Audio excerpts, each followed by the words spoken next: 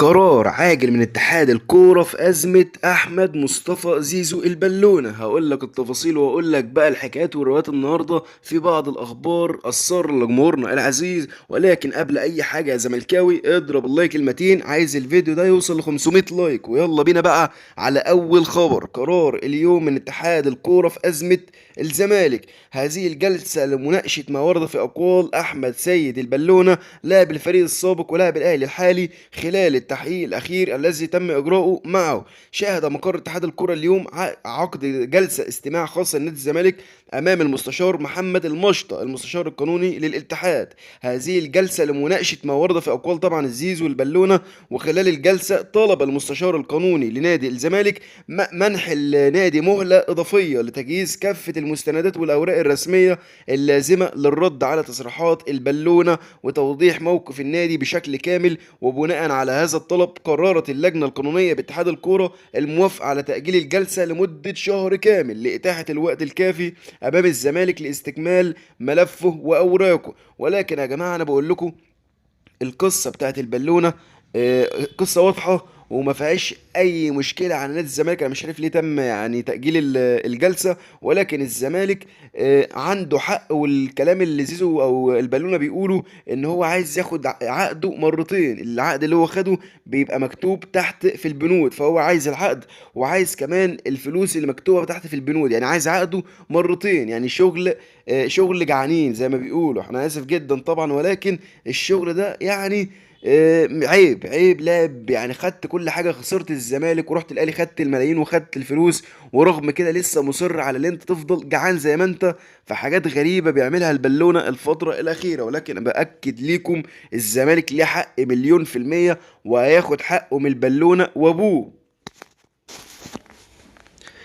بخصوص أرض أكتوبر، أيمن يونس يناشد الوزير. وعبر صفحته الشخصية على موقع التواصل الاجتماعي وجه أيمن يونس لاعب نادي الزمالك السابق نداء إلى السيد وزير الشباب والرياضة بخصوص أرض النادي المسحوبة في مدينة 6 أكتوبر. وعبر صفحته قال: السيد معالي الوزير الدكتور أشرف صبحي المحترم، نثق فيك في حل أزمة أرضنا أرض نادي الزمالك. نتمنى أن تبذل كل جهدك، عارفين طبعا بوجود أخطاء، بس الحساب مش كل على نادي الزمالك، أو مش على حساب نادي الزمالك وتاريخه وجماهيره. نادي الزمالك كان تاريخي شريك مؤثر في الصناعة الرياضية المصرية. كل التوفيق لمعالي الوزير. كل الشكر للمحترم ايمن يونس. اللي قعدت اقول يا جماعه لازم يكون في دعوات ولازم يكون في تدخل من كل رموز نادي الزمالك. بدأناها بايمن يونس، وطبعا في عدد كبير من النجوم زي ميدو وكل الناس اللي بيتكلموا في الموضوع. التاريخ لن ينسى اي حد وقف مع نادي الزمالك، والرموز اللي وقفوا مع نادي الزمالك. وفي نفس الوقت الناس او الاعداء، مش هقدر اقول عليهم رموز، اللي بدأوا يخبطوا وبدأوا يعني يبقوا لجان لجيم جيم زي ما بيقولوا علشان الارض ما ترجعش او تعود لنادي الزمالك. كل ده التاريخ هيذكره. التاريخ هيذكر الناس اللي كانت معاك في صفك والناس اللي بعتك في اول محطة. فكل ده هنعرفه مع الوقت. كل التوفيق لنادي الزمالك، وإن شاء الله تعود أرض أكتوبر مرة أخرى لنادي الزمالك. مجلس الإدارة يعتبر في حالة انعقاد مستمر حتى لم يتم الإعلان عن هذا لبحث الموقف الخاص بالأرض. وهناك تواصل دائم مع المسؤولين. كشف مصدر مسؤول داخل نادي الزمالك عن موقف الإدارة في حال عدم عودة أرض أكتوبر. وأكد المصدر أن الاستقالة أصبحت خيار مطروح أمام عدد من أعضاء مجلس الإدارة خلال الفترة الحالية في حال استمرار أزمة أرض أكتوبر وعدم التوصل إلى حل نهائي بشأن عودتها للنادي. وأوضح المصدر أن الملف يمثل أولوية قصوى لمجلس الإدارة نظرا لأهميته في دعم موارد النادي، مشيرا إلى أن المجلس يشعر بحالة من الإحباط. وواصل المصدر توضيحه إلى أعضاء يرون أن غياب التقدم في هذا الملف قد يؤثر على مستقبل النادي الاستثماري، خاصة أن مشروع 6 أكتوبر كان من أبرز وعود المجلس الحالي للجماهير عند تولي المسؤولية. وأكد المصدر أن مجلس الإدارة يعتبر في حالة انعقاد طبعا مستمر زي ما قلنا. حتى لو لما يتم الإعلان هنشوف الأمور هترسى على إيه، هل الأرض هتعود أو يستقيل مجلس الإدارة ويجي ناس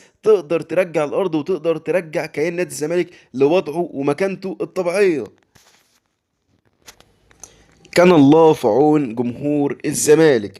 المفروض الفريق يحتاج لدعم يعني الفترة الحالية، والمفروض التدعيمات تكون قوية لنادي الزمالك، ومن المفترض أيضا أن يتم هذه الأمور يتم التجهيز ليها بفترة كبيرة.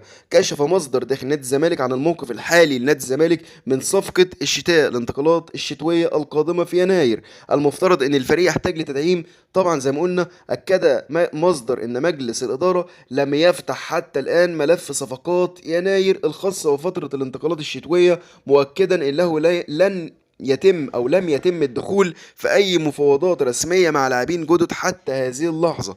بالطبع هذا بسبب الأزمة المالية التي يمر بها النادي، ومحدش فاضي للبحث عن لاعبين مميزين للتعاقد معهم في يناير القادم. وأشار المصدر أن الحديث عن أسماء مرشحة للانضمام للزمالك في يناير غير دقيق في الوقت الحالي، حيث لم تطرح أي أسماء على طاولة النقاش داخل النادي أو الجهاز الفني. الزمالك يا جماعة في أزمة كبيرة جدا جدا جدا. أزمة، حتى مش هقول لك بقى صفقات يناير، أزمة كمان مستحقات اللعيبة، الرواتب اللي عندك أو اللعيبة اللي عندك ما بتاخدش مرتباتها، المدير الفني ما بياخدش فلوسه. فإزاي هقدر أفاوض وأجيب لعيبة وأنا مش عارف أصرف على اللي موجودين عندنا؟ يعني مجلس إدارة فاشل بكل ما تحمله الكلمات من معنى، والموضوع خرج عن السيطرة. الموضوع يا جماعة كنا بنقول بقى أزمة والزمالك هيكون عنده بعض القصور، ولكن الزمالك فعلا بيموت مع هؤلاء الأشخاص. الزمالك عمره ما يتقدم لقدام خطوة مع مجلس الإدارة الفاشل اللي موجود فقط من أجل أرض أكتوبر. هو ده الحل الوحيد اللي عندهم. أرض أكتوبر لو اتسحبت مجلس الإدارة هينهار وهيخلي الزمالك ينهار، فأتمنى رحيل هذا المجلس بالكامل. مصدر في الزمالك: دونجا يغيب عن السوبر المصري في الإمارات، البطولة التي تقام في الإمارات الشهر القادم. أكد مصدر أن دونجا سيغيب عن هذه البطولة. كشفت مصادر داخل نادي الزمالك عن موقف لاعب الفريق الأوسط لنادي الزمالك نبيل عماد دونجا من المشاركة في بطولة السوبر المصري في الإمارات.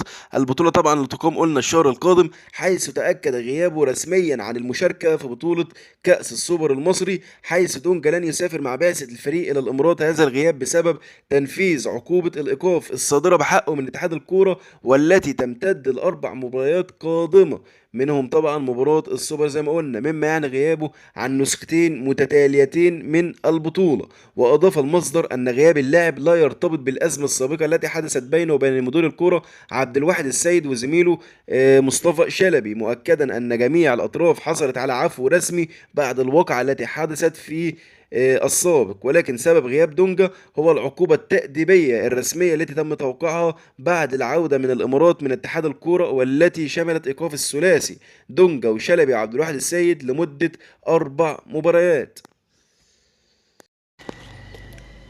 كاف يجري تعديلا على طاقم تحكيم مباراة الزمالك ودجدها في الكونفدرالية. أجرى الاتحاد الأفريقي لكرة القدم تعديلا على طاقم التحكيم الإثيوبي المكلف بإدارة مباراة الفريق الأول لكرة القدم بنادي الزمالك أمام ديكيداها الصومالي في ذهاب دور ال 32 لبطولة كأس الكونفدرالية الأفريقية. وأصبح طاقم التحكيم يتكون من منوهي حكم ساحة، ويعاونه طبعا كل من صامويل أتانجو وأشبير برسيرو مساعدين، وافرام ديبلاي حكم رابع. في نفس الوقت اختار كاف السوداني محمد احمد سليمان، طبعا ايه الاسم السهل ده مراقبا عاما على المباراة بدلا من مواطنه مأمون بشارة، في حين يراقب الحكام الجزائري مهدي عبيد طبعا. مش عارف هو ده الحكم الفاجر بتاع ماتش الاهلي والترجي ولا حكم تاني، وكان حكم برضه جزائري اسمه مهدي عبيد، ولكن الحكم ده كان تم ايقافه، فمش عارف هو الحكم المرتشي ده ولا حكم غيره. يلتقي الزمالك مع ديكتاها الصومالي في تمام الساعة 6 مساء يوم السبت الموافق 18 أكتوبر الجاري في دور ال 32 من كأس الكونفدرالية الأفريقية. كل الدعم والتوفيق لنادي الزمالك، وإن شاء الله يعود بالمكسب، وتكون بداية موفقة بإذن الله لنادي الزمالك في الكونفدرالية، وكل الدعم للعيبة المحترمة وتقدموا يعني بطولة تليق بنادي الزمالك إن شاء الله بإذن الله، وكل التوفيق ونصعد لدور ال 16 إن شاء الله بإذن الله. يعني فيها يعني حاجات كتير كويسة. أتمنى اضرب الله كزملكاوي.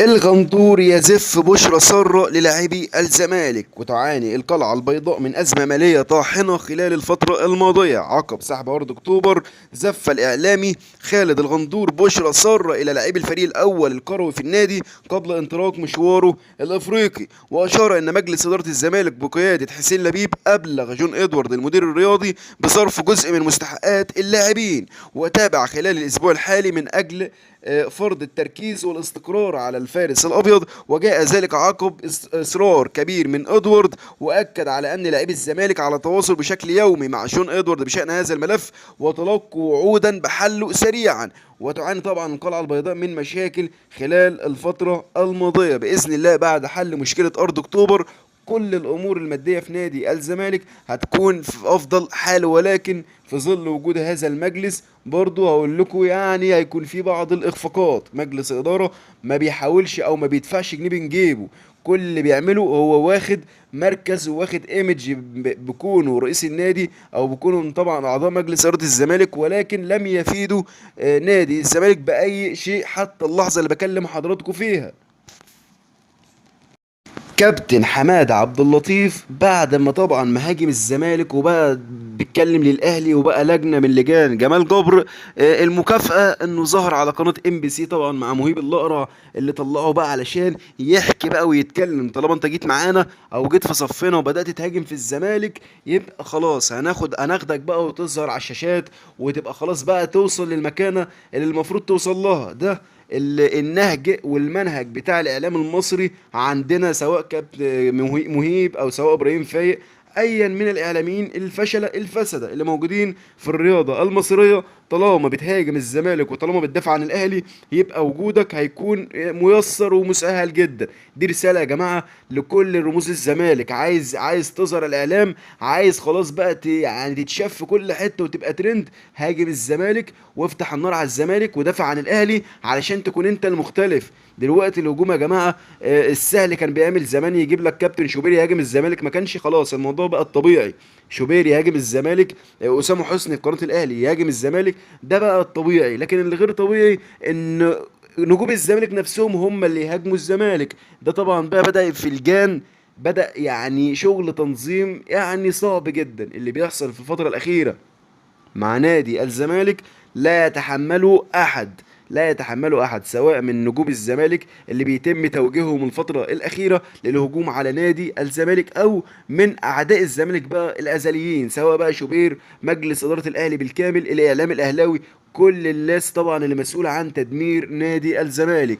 الزمالك يا جماعه بيثبت لنا كل لحظه انه ملوش غير جمهوره. مش هقول لك بقى اولاد نادي الزمالك، مرتضى منصور قالها كلمه زمان، قال لك الزمالك مفيش حاجه اسمها اولاد الزمالك ورموز الزمالك. الزمالك ما عندوش رموز، الزمالك عنده جمهور، وهو الجمهور الاعظم والاوفى في مصر والوطن العربي زي ما بنقول. جديدة في الزمالك بسبب لاعب الزمالك عبد الحميد معالي. الأزمة بسبب مستحقات النادي المغربي في صفقة عبد الحميد معالي، حيث كشف رئيس النادي المغربي عن أن الزمالك لم يسدد القسط الأول في صفقة اللاعب. أزمة جديدة تضرب نادي الزمالك بعد تصريحات أطلقها نصر الدين قرطيط رئيس نادي اتحاد طنجة المغربي. الأزمة بدأت بسبب مستحقات طبعا اللاعب، حيث سبق وحصل على وعد بصرف المبلغ خلال الأيام المقبلة، ولكن لم يحدث ليطلق تصريحات عن هذا الأمر. وأوضح قرطيط أن الزمالك لم يحول القسط الأول من قيمة الصفقة والتي تقدر ب 200 ألف دولار رغم مرور الفترة المحددة في العقد دون استلام أي دفعات مالية. وأكد رئيس النادي المغربي أن إدارة اتحاد طنجة ستتجه لتصعيد الأزمة من خلال تقديم شكوى إلى الاتحاد الدولي لكرة القدم في حال استمرار تأخر الزمالك في السداد عن أكتر من ذلك حفاظا على حقوق ناديه. وتبقى كلمة لا نملك إلا أن نقول لله الأمر من قبل ومن بعد ولك الله يا زمالك. ده طبعا رسالة جمهور الزمالك لكل الأزمات المالية اللي بيمر بها نادي الزمالك. يا جماعة الزمالك مش عارف يسدد مستحقات اللعيبة اللي موجودة، مش عارف يد مستحقات المدرب. الناس اللي كان بيقولوا هشام نصر، يا جماعة هشام نصر طلع بيقول الزمالك كان مريض دلوقتي المريض بيموت. طب حضرتك وجودك وجودك بتعمل ايه؟ انت موجود في الصورة بتعمل ايه؟ الناس دي لازم ولا بد من محاسبتهم. كل الناس المسؤولة عن ما يحدث داخل نادي الزمالك لازم ولا بد من محاسبتهم، اما الرحيل او تحاول تنقذ ما يمكن انقاذه. وانا متاكد انكم مش هتنقذوا ومش هتعملوا اي حاجه في مصلحه النادي. فاتمنى من الناس اللي مسؤوله حاليا تقديم الاستقاله في اسرع وقت ممكن.